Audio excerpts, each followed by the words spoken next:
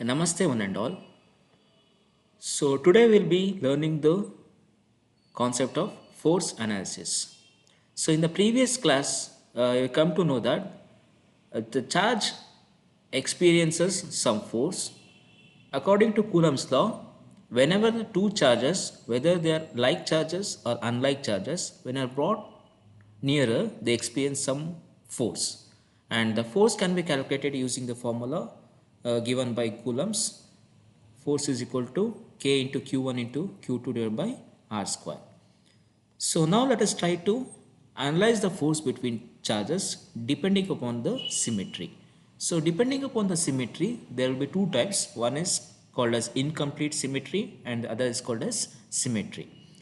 So these are some of the examples for incomplete symmetry. So let us consider this first case. So there are two charges. If I try to find the force on this charge, the force would be exerted by the second charge on the first one. Similarly, the force would be exerted by the first charge on the second charge. So both of them will be exerting force on one another. So the net force will never be equal to 0. It is placed in such a way that the net force would not be equal to 0. So that is called as incomplete symmetry. Again, if I consider the arrangement over here, if I try to find the force on any one of these charge, let us consider this charge. So there will be force on this charge due to this charge and also due to this charge. So the net force will never be equal to 0. Similarly, if I try to find the force on this charge, there will be force on this charge due to this charge and also due to this charge. So now let us consider the third case. Again, if I try to find the force on this charge, there will be a force on this charge due to this charge, due to this charge and due to this charge. So the net force will never be equal to 0. So if this is the arrangement, we call this as incomplete symmetry. Now let us consider symmetry based. So now if I try to find the force on this charge, so the net force would be equal to 0 because the force would be exerted by this charge and the force would be exerted by this charge onto this charge. So both the forces due to this and due to this charge cancels out and the net force on this charge will be equal to 0. Again, if this is the position of the charge, the net force would be equal to 0 because so equal force will be exerted by the other three charges which cancel out. So this is symmetry based. Again, if I place a charge here and try to find the force on this, again the net force would be equal to 0 because all the four charges will apply the force on this charge, they cancel out. So these are called as symmetry based problems. So whenever we try to analyze the force, so the important thing is to find the resultant force. So let us consider this is the force which is acting along this direction, which is given by F1, and let us consider the another force F2 which is acting perpendicular to that of F1. Then the net resultant force of this F1 and F2 is given in this direction. So it is similar to a bow and arrow. So let's look over here. So this is your force F1, this is your force F2 and the resultant force will be along this direction. So how do you find this net force or resultant force? So we are having a formula square root of F1 square plus F2 square plus 2 F1 F2 cos theta, where theta is the angle formed between force F1 and F2. So by making use of this formula, we can find the net force.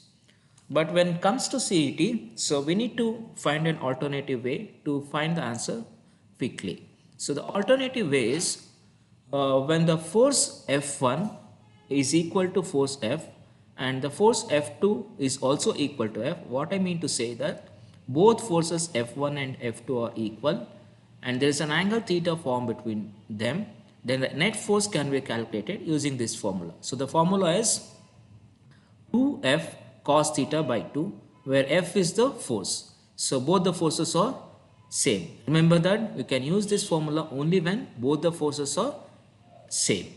So now let us try to construct the table. So when theta is equal to 0, 60, 90 degree, 120 degree and 180 degree. So we are considering here theta by 2. So theta by 2 turns out to be 0, half of this 30, half of this 45, half of this is 60, half of this is 90 degree.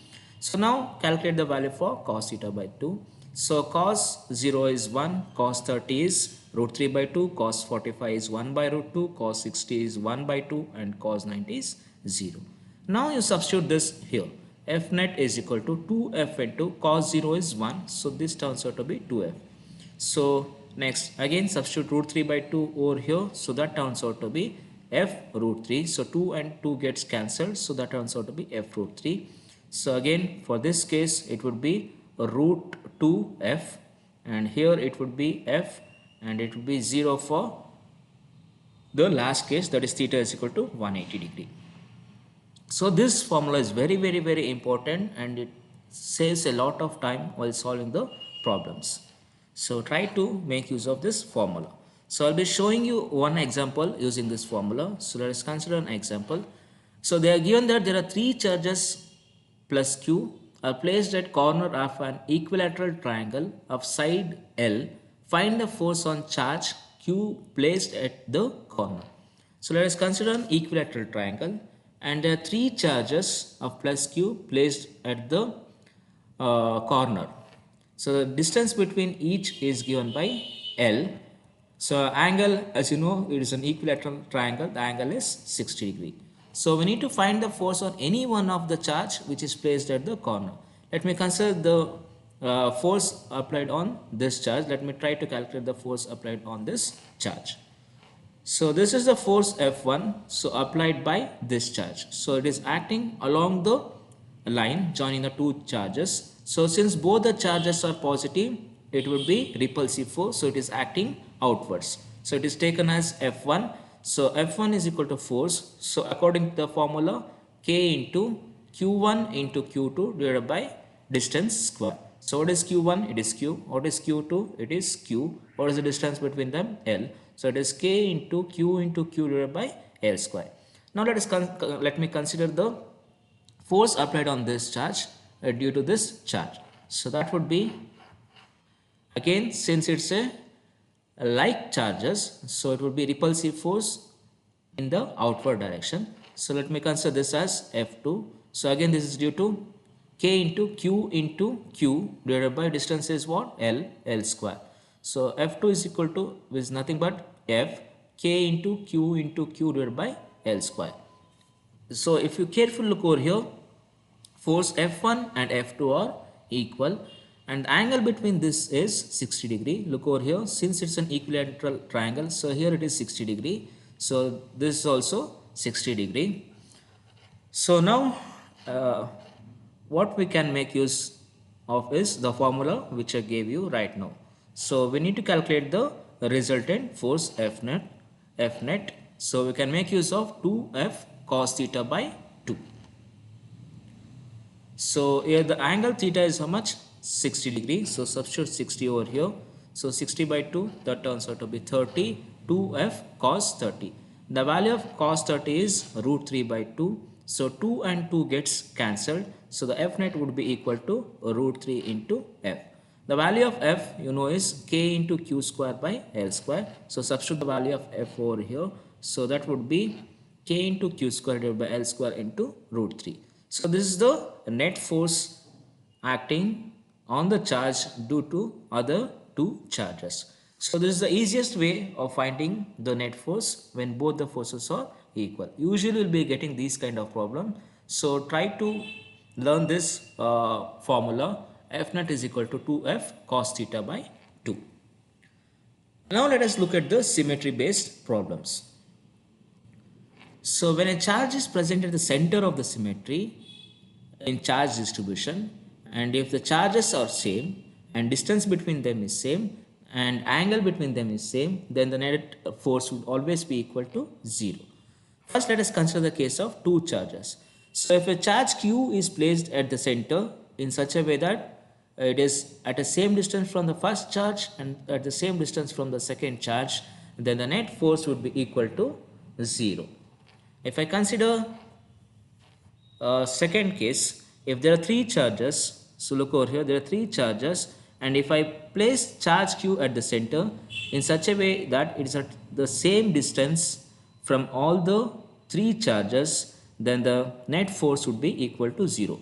Again, remember that all the charges should be equal and the angle between them should also be equal and distance should also be equal. Only then this case can be applied. The symmetry case can be considered.